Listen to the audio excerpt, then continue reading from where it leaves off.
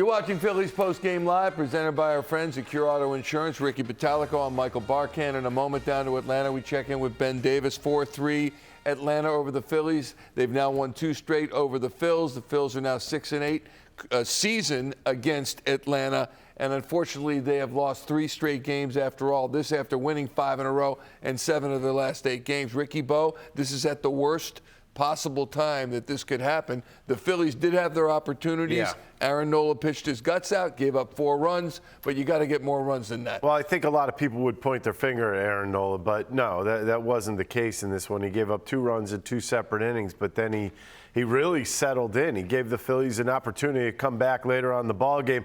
But when you go 2 for 10 with runners in scoring position, you're obviously not going to score a lot of runs. I would throw this one on the offense. I really would. I mean, you're given opportunities. You put runners in scoring position. You just can't get the job done with that one big hit.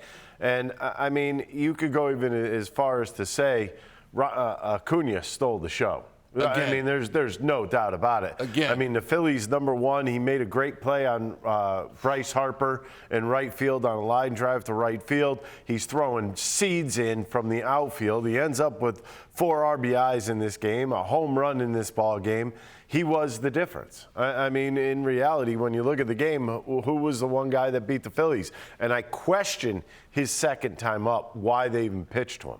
That's how hot he is. He came up in a big situation. Nola let him off with a curveball, and it's ripped down the left field line for 2 runs. That's not how you wanted to finish that off there. Home run to win it last night. Tonight, he does everything. That seed, by the way, was 105.8 miles an hour, 106 miles an hour from right field, which is absolutely insane. As mentioned, the Phillies had their – oh, and by the way, before we go to the 8th, they have the 2nd spot still. They are a game ahead of San Diego, but pending San Diego's outcome tonight, the Phillies could just be a half game ahead of San Diego for the 3rd spot. Milwaukee lurking 2 games back. And we were afraid of this situation. We were afraid of this scenario to happen where the Phillies, we knew, had these 9 tough games in a row where they were facing the Braves for 3, the Blue Jays for 2, and then the Braves for 4 at home.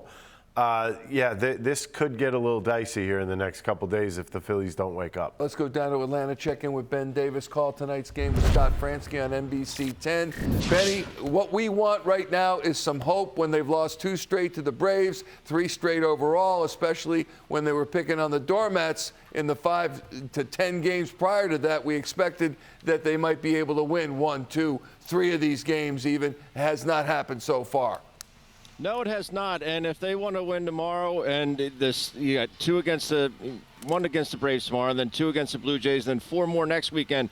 If they want to win some of these games, they got to start swinging the bats. Aaron Nola did everything in his power tonight. Yes, he gave up the 4 runs, but he battled his tail off.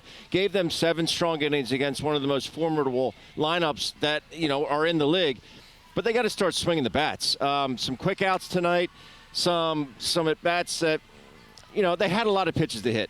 I will say that. Odorizzi gave them pitches to hit, and they swung through a lot of them. Not overpowering, but it was just, it was one of those things where they need to they have to be better offensively if they want to win these ball games, because this is a very good ball club. They have very good pitching, obviously a very good bullpen. But then they got Spencer Strider tomorrow, so you don't know what you're going to get out of him. I mean, he could go out there and dominate. That's what he's done since being inserted into this rotation, and it's not going to be an easy task. Ben, put your manager cap on, because I'm going to make you Rob Thompson right now. Because I want to take you to the 4th inning. Phillies are up 2-0. Aaron Nola in the ball game with Acuna coming to the plate with an open base. I just want your thoughts on what you thought should have happened in that situation.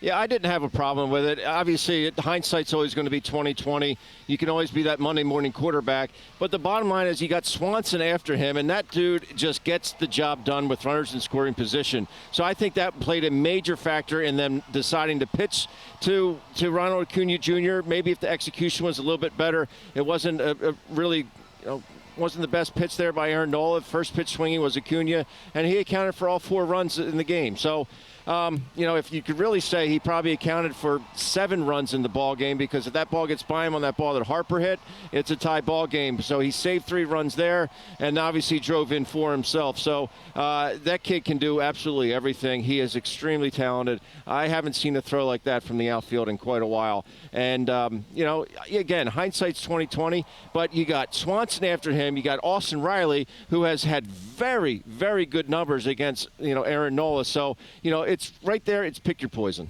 I hear you. But then, and you're right about the hindsight, but I'm looking at a double to left field and 2-run score, and that's the difference. And he was responsible for all of it, and he killed him last night as well. Maybe they should have handled him a little more carefully than they did. I don't know what else you do in that situation, but you could have figured, to me, you could have figured that he was going to do it. It may not have been pitch selection. It may have been pitch location where the pitch ended up, because if you watch JT, he was set up kind of middle away, and that pitch came in, and it started in and just stayed in. So, it's a tough situation. I think Ben's right. If he executes the pitch, I think you're in pretty good shape. So, Ben, hindsight 20/20, what more could they have done? You talk about the offense needing more. What more could they have done? Was there anything that would have enabled them to win this thing? Well, there are a couple things that I really like tonight is Bryson Stott hitting the line drive to left field the other way for a knock. Him coming up with another big knock in that 8th inning with 2 outs. This kid is really impressed me. He's playing a spectacular shortstop. It doesn't seem like any moment is too big for the young man, and I think that's very reassuring. I'd like to see a little bit more of that kind of approach with the rest of the guys in this lineup. Stay in the middle of the diamond. We saw with Brandon Marsh what he did with Harper on second base. These are things I think we can start to maybe gravitate towards to a little bit more. If you have 2 strikes, shorten up. I think that goes a long way, the situational hitting. But it has to include staying in the middle of the diamond. I think there's too many swings we're getting out and around balls, and, there's no room for it, especially against guys with plus stuff, plus velocity. You're not just going to be able to get your barrel there. And I think if they were to it would behoove them if they did stay more in the middle of the diamond. All right, Ben, great job tonight with Scott Franzke. We appreciate it. We'll check you tomorrow. Ben Davis joining us from Atlanta. All right, my friend, let's take a look at Chasing October. Yeah.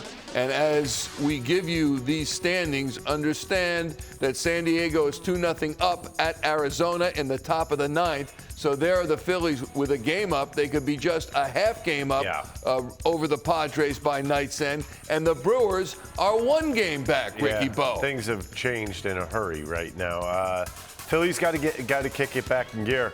You're obviously there is no breathing room right now. You do have Monday off. That's the only day you're going to have to breathe, because then you have the Toronto Blue Jays coming in, who I believe have won 6 straight series.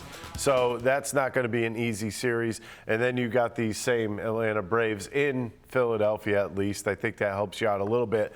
But man, come on, let's get that adrenaline going. Let's get it back in gear, because I saw a team that was a little flat early on tonight. You have to have that adrenaline up and running in that first inning. Didn't see that tonight. Aaron Nola, a little shaky early on, but he proved to me that he's got guts tonight. Yeah, a lot of guts as the game went on. Agree with you. My big concern is at the outset of this season, I thought they had a good shot to make the playoffs. As recently as a week ago, I really thought it was a slam dunk.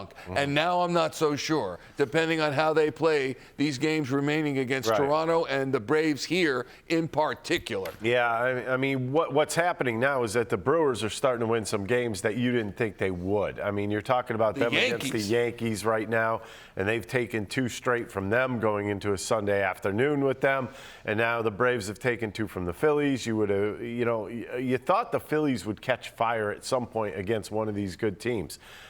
They played the Braves fine. I actually really believe, even in these games that you're watching last night, tonight, I think these games are still equal. These 2 teams aren't that far apart from each other. And on top of it, Albies was lost again for the Braves tonight with a fracture of the finger. So, these things happen. And it seems like both these teams have that little injury bug going on between both of them. But the Phillies have to find a way now. And that's what it is. This is all about digging down deep, because I think when you look towards the end of the season, anything but a playoff spot at this point is not good enough. Here's our one-man show, Rob Thompson, post-game in the clubhouse. So what'd you think of Noah? Great. He battled. all night long. He had the 2 tough innings there. But he kept going. He gave us, 7 solid innings. Really did. Kept us in the game. Fought like hell, and I'm proud of him.